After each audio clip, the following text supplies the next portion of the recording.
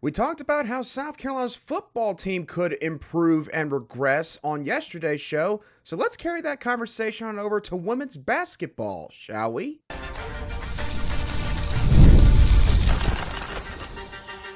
You are Locked On Gamecocks, your daily podcast on the South Carolina Gamecocks, part of the Locked On Podcast Network, your team every day. Hello, Gamecock Nation, and welcome back to the Locked On Gamecocks podcast. I'm Andrew Lyon, the host of this podcast, and also the lead publisher for Gamecock Digest over on Fan Nation.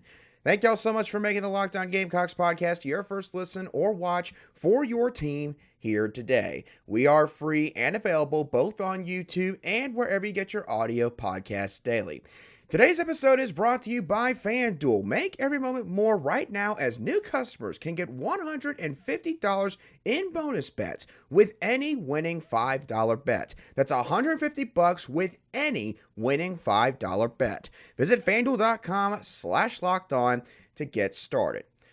So as I mentioned earlier in the show, on our Wednesday show, we talked about how South Carolina's football team could get better and also get worse in different areas on both sides of the ball in the 2024 season. And so I figured, why not carry that topic on over to South Carolina's women's basketball team? And you might be sitting there and wondering, Andrew, is there actually a way in which a 38-0 undefeated national championship team that's only losing one player on its entire roster could actually get better? And I believe the answer to that question is yes. So let's go over a couple of areas where I think Dawn Staley and the Gamecocks could improve this next season. The first area that I want to bring up is assists. Now, South Carolina averaged 18.5 assists per game last season. That was tied for the 13th best mark in the entire country. So how is it they could get better here? Well, I based it off of two different factors. One, the roster continuity that they're going to have, and them changing the way that they play offensively. When we look at the roster itself, the Gamecocks return literally everybody except for Kamilla Cardoso. And although the offense did change a good deal for the Gamecocks this past season, a good chunk of the plays still involved Raven Johnson or Tahina Paopao or whoever had the ball at the perimeter, basically just feeding the ball down low on the low block to a Kamilla Cardoso, a Chloe Kitts, Ashlyn Watkins, or a Sanaya Fagan. Sometimes it resulted in really quick points, but other times there wouldn't be an assist that would count on the play because of maybe too much time passing or maybe too much dribbling taking place in between the pass and the eventual shot. I feel like that this upcoming season, the offense is going to run through the guards to a much higher degree. And I also feel like that because of, again, the experience now built in this roster and the way in which they play, fast break transitions are going to be a lot more efficient. You won't see as many giveaways from the Gamecocks because now they've had a bunch of time playing together and playing in this faster-paced, more attack-based offense. So I think that they are going to do better from an assist standpoint. I also believe that South Carolina subsequently is going to do better when it comes to turnovers. They averaged only 13 per game last season, and that was tied for the 27th lowest mark in all of women's college basketball. And I just kind of talked about it in my last talking point regarding the assists, but I think the reason why South Carolina is going to do better when it comes to turnovers is because the team is going to be more methodical in the half court. There won't be as much force feeding the ball down on the low block to a towering presence like a Kamilla Cardoso, and I think that this team is going to do a better job of capitalizing on fast breaks. They were already really good last year, but I think they're going to be even better because, again, now they've had a bunch of time where they have attacked defenses in that fashion, and so therefore they should be better overall in that regard. So I also think that this team can do better when it comes to turnovers. The last area where I think the Gamecocks could improve next season is steals. South Carolina averaged 8.7 steals per game this past winter. That was tied for the 90th best mark nationally. The reason why I believe this team has a higher ceiling when it comes to the amount of steals they accumulate this next season is because they return a couple of players who were known for getting their hands on the ball last season, and that was Raven Johnson, Mylasia Fulwiley, and Ashlyn Watkins. And I think that in terms of seeing the floor, seeing plays unfolding, that is only going to see an uptick this upcoming season. Last year, I kind of feel like that at times, some of the reasons why these steals took place was because just flat out, Fulwiley or Johnson or Watkins, they were just better than the person that they were going up against. In essence, they could just dominate their one-on-one with better athleticism, better quickness, and that would be how they would steal the ball away. And I still think they're going to be able to do that to a very high degree this next season. But I also think that, again, having more time on the floor, having some added experience in there, they're also going to start seeing some other things while a play is ongoing that maybe they would not have seen this past year, or maybe they wouldn't have paid as much attention to it. And so when you combine that with, again, the obvious athleticism advantage that South Carolina is still going to maintain over the majority of their opponents this next season, I think that it would be not really much of a surprise if this team gets maybe near 10 steals on average per game in the 2024-25 season. Now, while I think this team is going to do better in multiple areas, I also do think that they are going to regress in a couple of different spots as well. I'll talk about those areas in a couple of moments right here on Locked On Gamecocks. Today's show is brought to you by Yahoo Finance. Wouldn't it be great if you could see all of your investment and retirement accounts in one place? With Yahoo Finance, you can consolidate your views from multiple accounts into one hub and access the expert analysis that you need to tend to your entire portfolio with confidence. For more than 25 years, Yahoo Finance has been the brand behind every great investor. Whether you're a seasoned investor or looking for that extra guidance, Yahoo Finance gives you all the tools and data you need in just one place. With a community of over 90 million users each month, their real strength is helping you on your way to financial success. For comprehensive financial news and analysis, visit the brand behind every great investor, yahoofinance.com, the #1 financial destination, yahoofinance.com. That's yahoofinance.com. Welcome back to this Thursday edition of the Locked On Gamecocks podcast, where we cover your South Carolina Gamecocks every single day. And as always, a big thank you to each and every one of you everydayers who make the Locked On Gamecocks podcast your first choice for South Carolina Gamecock sports coverage. Okay, now, although Kamilla Cardoso leaving the program could lead to potentially some higher assist numbers and some lower turnover numbers for South Carolina, it is obviously going to impact the Gamecocks in a negative way as well. And I think that the two areas that you could point to when it comes to that regard, they're quite obvious. It's rebounds and blocks. South Carolina averaged 46.34 rebounds per game this past season. That was the third best mark in the entire country.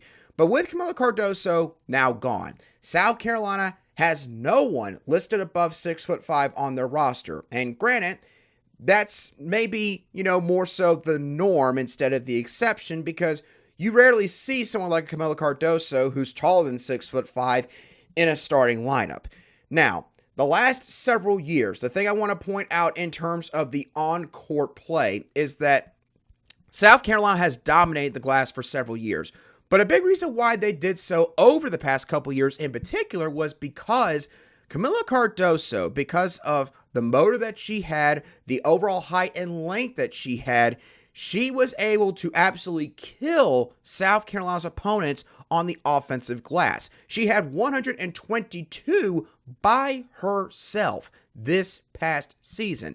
Now, Ashlyn Watkins could maybe take over in that regard. I believe Watkins had a little over 100 offensive rebounds in her own right as well, but no one else had more than 70. And unless Adele Tack bounces back from her injury that she's been rehabbing from the past several months in a big way, I think that it's pretty clear South Carolina, as hard as they might try, they're probably going to take a step back in that aspect. Now, blocks, obviously, will be another area where I think the Gamecocks will take a step back. They averaged 7.8 blocks per game this past season. That was the top mark in all of women's college basketball. Kamilla Cardoso, if you're wondering, accounted for 27.6% of the team's block total of 297 last winter. Now again, you still have Ashlyn Watkins on this team, so Watkins is probably going to now be carrying that mantle really on her own in that regard. But Sanaya Fagan has never really been known as a big-time shot blocker. Neither has a Chloe Kitts. I don't necessarily think that's going to be at least a big part of Joyce Edwards' game when she gets here. And Adele Tack, again, we just don't know what she's going to look like with all the time that she has missed. And also, quite frankly, the lack of organized basketball playing experience that she has. I believe she basically played 2 years of high school basketball, and then she's dealt with injuries the last 2 years. And that sums up pretty much her career basketball resume. So, unless somebody just makes a massive, massive leap in performance this next season, very likely the block numbers for South Carolina are going to go down along with rebounds. And obviously, this stuff is cyclical because for most teams, even South Carolina, eventually you're going to lose a very talented player like a Kamilla Cardoso, which again means it might open up more opportunities for some other players, but it's also going to clearly hurt you in other areas as well. And I think that when it comes to rebounds and blocks, which both obviously typically happen in the paint area, that is where South Carolina is going to be impacted the most in a negative way this coming basketball season.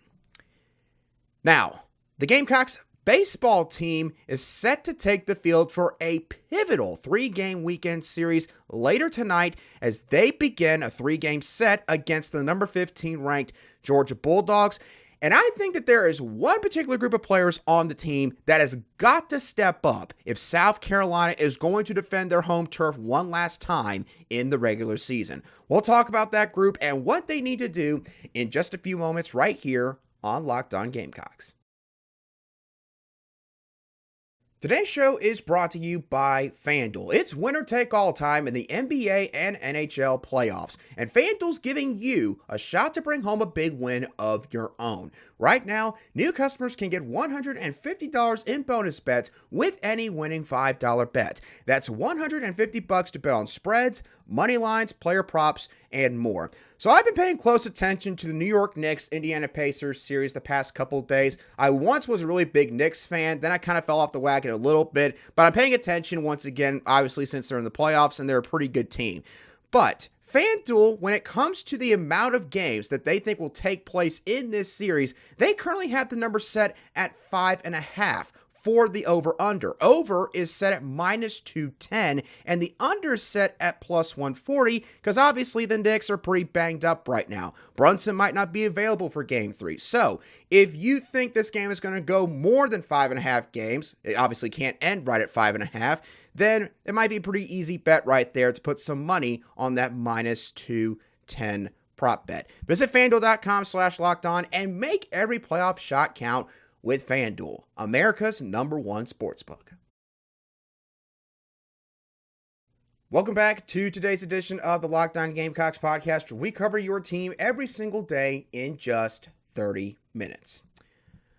Okay, South Carolina, they are still fighting to not just obviously qualify for the NCAA regionals, but at this point, mainly host an NCAA regional. And if they want to do that, they got to be a top 16 overall seed.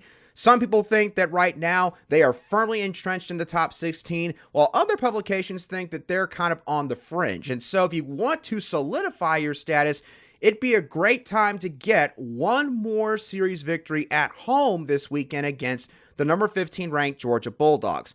But if South Carolina is going to accomplish that, they are going to need a much better effort from their pitching staff, particularly the starting rotation that they trot out.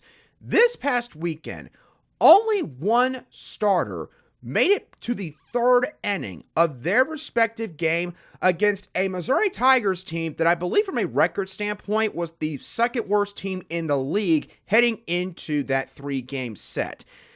None of the starting pitchers, by the way, even made it to the fourth inning. So South Carolina's bullpen had to essentially pitch a little over 2/3, maybe a little less than 2/3 of that entire series. That's not ideal in baseball terms. Now, they did manage to make things work this past weekend again because largely Missouri's not a great baseball team. But if that ends up happening again this weekend, I don't think it's a guarantee that the Gamecocks are going to be able to see the same results in terms of winning this series. Because while Missouri ranked dead last in the SEC, or currently ranks dead last in the SEC, in 10 out of the 14 primary hitting statistical categories, Georgia is ranked in the top 4 in 10 out of the 14 hitting statistical categories in the SEC. And the Bulldogs, they don't have they've got one big-time superstar in Charlie Condon. Everybody knows his name by this point, leading the country, I believe, in home runs hit. Likely the number 1 pick later this summer in the 2024 Major League Baseball Draft. But Condon is not the only solid hitter in this batting lineup. The Bulldogs have 4 starters who are batting .294 or better with an OPS higher than 1.000 in SEC play. And so for the Gamecocks, they got a little bit lucky that they were not facing a very good team last weekend in Missouri, even though it was on the road. This weekend, it's kind of flip-flopped. Now you've got home field advantage again, but you're also facing a team where if you don't bring your best stuff on the mound this time around, they're probably going to make you pay for it to a much more substantial degree. So, for the Gamecocks, I still feel like that this is their series. I think that they should be able to win, 2 out of 3 games here. I think if they were to sweep this series, it would be probably the absolute best result. I mean, obviously it would be the best result you could get, but I think it would kind of be a cherry on top. It would basically be their way of saying, okay, we are here, and if you don't think we deserve a regional host spot, well, then here's a series sweep of a top 15 team. That could happen. I think the likelihood of that is a little bit slim, though. And admittedly, Georgia is a tough team to sort of gauge because they have not performed very well on the road in SEC play. They are 3-9 in SEC road games. But the context there is important because the Bulldogs have played 4 top 14 teams in those 4 road series. 3 of those teams are currently ranked as 3 of the top 4 teams in the entire country if you just look at D1Baseball.com's rankings. So Georgia's also gotten the short end of the stick in terms of who they've had to play on the road, and obviously that's going to be the case for them again this weekend, playing the number 13 South Carolina Gamecocks. So my point here is this. South Carolina's pitching staff, I think that they are going to be the X factor in deciding how this series is going to go. I think that South Carolina's batting lineup could have a field day, depending on how they approach these Georgia pitchers this weekend. Georgia's pitching staff has not been very good. I don't think they have anyone that has a sub-5 ERA that's pitched 14 innings or more in SEC play. So this ought to be a very good weekend for the offense. But I think the main question is going to be, how's that starting rotation going to look? Can Roman Kimball go out there and have his best outing that he's had in several weeks? Could we see the old Eli Jones come back against Georgia? He's had a couple rough outings in the last few weeks. And then Dylan Eskew had been doing better, but kind of went back to his old ways of, getting behind the count, walking guys against Missouri. And I don't even think he made it to the third inning. I think he was one of the 2 that didn't get out of the second. So those 3 guys, they've got to step up. Because as good as Ty Good is, as good as Garrett Gainey has been, and as good as a Connor McCreary has been out of that bullpen, You cannot expect those guys to carry the load for the second weekend in a row, this time against a top 15 team where the pressure is going to be on, and these mistakes that you make are going to likely be even more magnified when you do make them in this 3-game series. So, going to be a fun one in Founders Park this weekend, and obviously, again, the series starts later tonight. If you're not going to be at the ballpark, the game starts at 8 p.m. Eastern Time on ESPN2. With that being said, that's going to do it for today's edition of the Locked On Gamecocks podcast. Hope that y'all thoroughly enjoyed today's show as always. What are your thoughts on the Gamecocks women's basketball team? Do you think that they're going to get better in multiple areas this season? Where do you think they might take a step back? And also, what are your thoughts on the baseball series this weekend against number 15 Georgia? Do you think the starting rotation will be the key to South Carolina either winning or losing that series? Let me know your thoughts down below in the comments section if you watch today's show on YouTube, or you can shoot me a direct message on X at @A_SC if you listen to today's show on an audio podcast app. But as always, thank y'all so much for tuning in. Have a great rest of your Thursday, and I'll be sure to catch y'all on the next show of the Locked On Gamecocks podcast.